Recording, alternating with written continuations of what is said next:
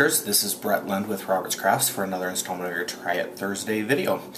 Today we are going to play around with a different medium. We're going to be playing around with food, and specifically I love chocolate. So today's project is making these 3 different chocolate things. This is a favorite. It's a caramel covered, then a chocolate dipped pretzel. These right here are Oreos dipped in orange chocolate, and then these are just traditional chocolate in the chocolate mold. So I will show you how to make all 3 of those, and we'll go from there. For all of today's projects, you will need some basic supplies. For the colored wafers, these are the ones that I use, the candy wafers. We used orange, we used white, they come in all different colors. And this is what I found to be the best melting. And then for the chocolate, they also do have chocolate in that, but what I love is this chocolate. This is chocolate ready for fondue fountains. And basically all this chocolate is if you open it up, that's what they're, little pellets. So then basically it's super easy to melt. It melts very, very nice, creamy consistency. It's very good chocolate to work with. I also use the pretzel rods.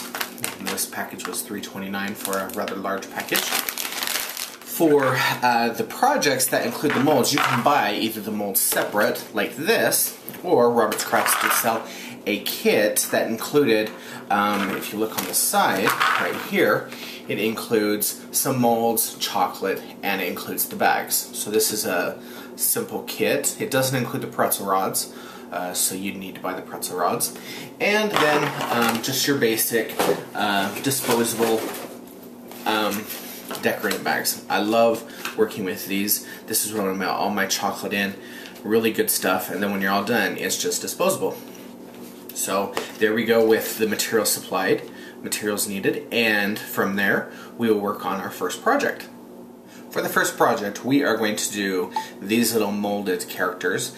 Now you can either do like this is a rat, it's just a giant rat, or there's some molds like these are pumpkins, scarecrows, we have bats. Now if you really want to get detailed, I was just playing around with the colors. You can get detailed as much as you'd like to be, or you can do just a basic, solid, complete color. Now, with that, what you want to do is I don't know if you can see it very well, but this is one of the molds. This is the mold specifically made for the pretzel rods because they have the big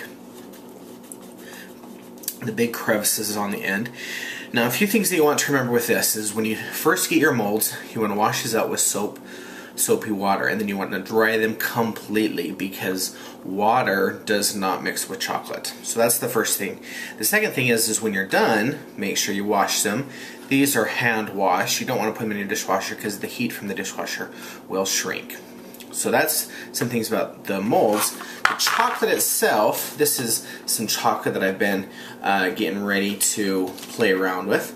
With the chocolate, you want to remember that chocolate should never, ever, ever touch water. Chocolate and water do not mix. So you want to keep water, steam, humidity, any of that kind of stuff away from your chocolate. Now what I like to do is I like to put in chocolate in these disposable bags, and then I like to nuke it in the microwave for 30-second intervals. So once I have done that, then this is nice, ready to go, and then all we did is I snipped a little edge out of the end, and we're going to be doing this one right here. And all I do is I just start squeezing. Okay, pour in about half, a little over 3/4. Then you're going to get a pretzel rod, and you're going to put it in, and once you put it in, then you twist it. Okay, this is going to get the backside covered, and it's going to kind of it's kind of like cement. And then you're going to take the chocolate, and you're going to fill it in. Okay, so this is basically making sure that your pretzel is nice and steady.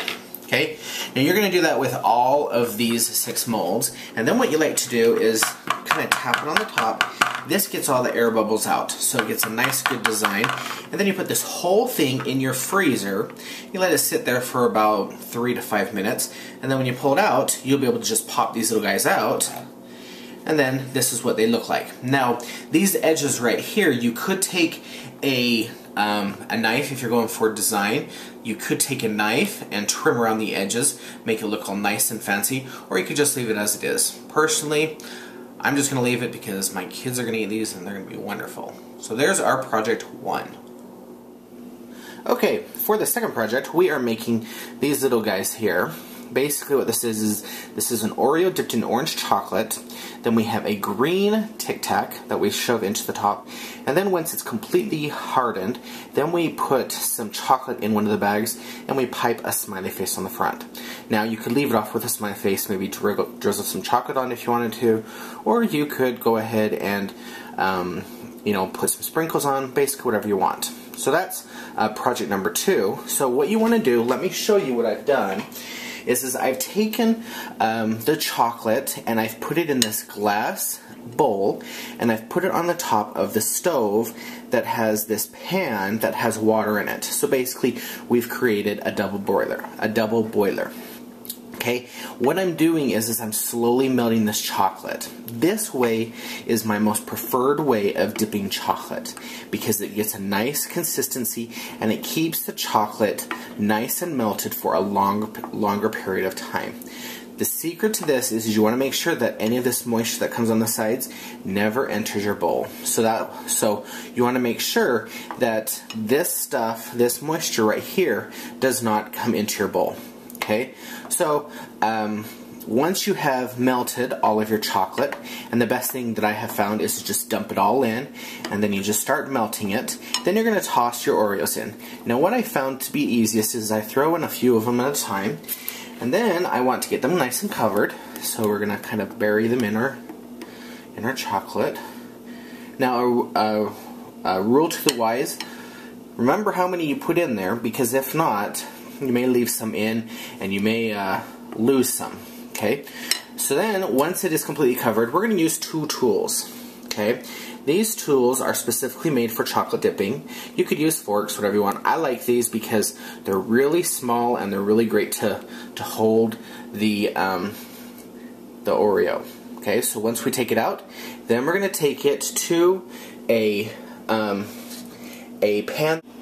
Okay, so once again, now that we have the cookies already in there, we're going to go ahead and take them and we're going to move them to a cookie sheet that either it has a non-stick surface or it has a surface that has such a sheet of parchment or whatever else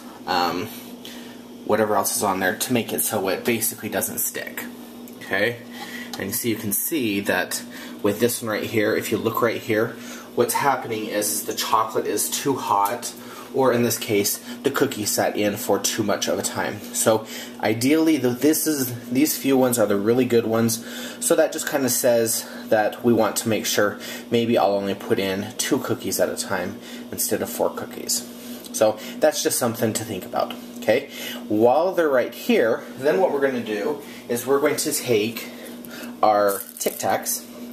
That's all these are, and we're going to go ahead and put, this is going to be for our stem. So we're going to go ahead and put our stem in the top, and we're going to go ahead and put kind of scoop this guy back together. Okay, so there are our pumpkins. Then with these, what we're going to do is we're going to put them in the fridge, we're going to let them cool, harden up, and then once again, we're going to go ahead and put the chocolate in the bag and pipe the faces on. So that is project number 2.